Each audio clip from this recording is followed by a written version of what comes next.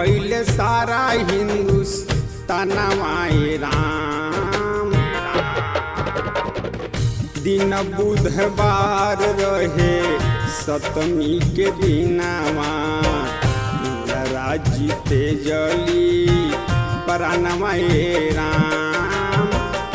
दिन बुधवार रहे सप्तमी के दिनवा इंदिरा जीते जली परानवा ए राम।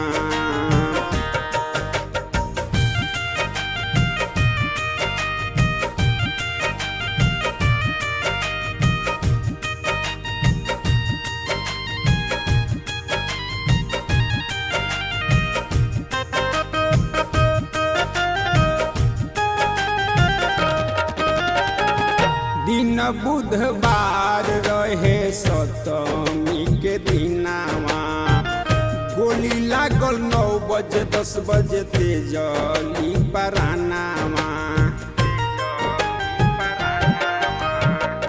दिन बुधवार रहे सप्तमी के दिनवा गोली लागल 9 बजे 10 बजे तेजली परानवा।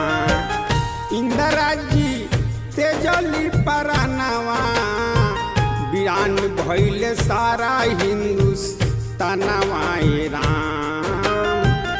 दिन बुधवार रहे सप्तमी के दिनवा इंदिरा जी तेजली परानवा ए राम।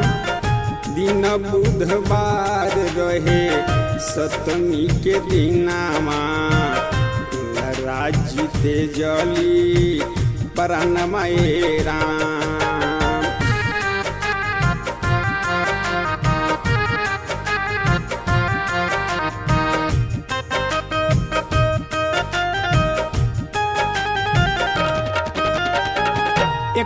अक्टूबर 1984 हमनी के छोड़ के भइली स्वर्ग के वासी। 31 अक्टूबर 1984 हमनी के छोड़ के भइली स्वर्ग के वासी। देशवा के शान हो रहली नेता में महानवा रही हो राम। दिन बुधवार रहे सप्तमी के दिनवा इंदिरा जी तेजली परानवा ए राम। दिन बुधवार रहे सप्तमी के दिनवा इंदिरा जी तेजली परानवा ए राम।